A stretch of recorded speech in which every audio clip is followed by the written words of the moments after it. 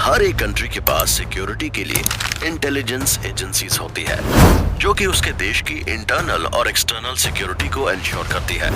और हम जिस मोसाद की बात कर रहे हैं उसका लोहा पूरे वर्ल्ड में सभी मानते हैं। तभी तो जब इंडिया की इंटेलिजेंस एजेंसी रॉ को बनाया गया तो इसके सभी एजेंट्स को मोसाद के स्पेशलिस्ट एजेंट्स ने ही ट्रेनिंग देकर तैयार किया था। खैर, मोसाद के एजेंट्स की स्पेशलिटी की हम आगे भी बात करेंगे, लेकिन अभी इस एपिसोड में हम बात करेंगे मोसाद के उस सक्सेसफुल ऑपरेशन की जिसे पूरा करने में 6 साल का लंबा वक्त लगा। जी हाँ दोस्तों, आपने बिल्कुल सही सुना, 6 साल। दरअसल हम बात कर रहे हैं मोसाद के ऑपरेशन डायमंड की। इस ऑपरेशन में मोसाद का टारगेट था इराक में घुसकर उस समय का सबसे एडवांस सोवियत फाइटर प्लेन मिग-21 को चुराना। और मोसाद जैसी पावरफुल खुफिया एजेंसीज के लिए ये मिशन काफी चुनौती भरा रहा। तभी तो इसे पूरा करने में पूरे 6 साल लग गए। अब आप सोच रहे होंगे कि आखिर इजराइल को ये फाइटर प्लेन चोरी क्यों करना पड़ा? वो खुद भी तो बना सकता था या फिर खरीद लेता, उसने चोरी क्यों करवाई?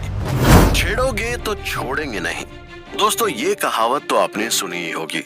इजराइल के साथ भी कुछ ऐसा ही हुआ। कहा जाता है कि इजराइल अपने देश और अपने लोगों को लेकर काफी प्रोटेक्टिव है। वो पहले लड़ाई की पहल नहीं करता, लेकिन हाँ, अगर कोई उसके अगेंस्ट कॉन्स्पिरेसी करे, कोई उसके ऊपर हमला करे, तो वो उसे छोड़ता भी नहीं है। यानी कि अपने दुश्मन को खत्म करके ही वो दम लेता है। और ऑपरेशन डायमंड की भी यही कहानी है। दरअसल अपनी कंट्री और उसके सिटीजन्स की प्रोटेक्शन को लेकर सभी देश टाइम टू टाइम अपनी पावर बढ़ाने के लिए लेटेस्ट मॉडल्स के आर्म्स और वेपन्स अपनी मिलिट्री फोर्सेस को देकर उनकी फाइटिंग स्किल्स को इम्प्रूव करती रहती है, ताकि वक्त पड़ने पर उसके सोल्जर्स दुश्मनों का मुंह तोड़ जवाब दे सकें। इसी तरह 60 के दशक में रूस ने मिग-19 को हटाकर मिग-21 फाइटर प्लेन को बनाना शुरू किया था। मिग-21 सुपरसोनिक जेट कैटेगरी में आता है, जो दुश्मनों को चकमा देने के लिए जाना जाता था। रूस से इन्हीं एडवांस फाइटर प्लेन्स को खरीदकर मिस्र, सीरिया और इराक की एयरफोर्स इजराइल को नुकसान पहुंचा रही थी।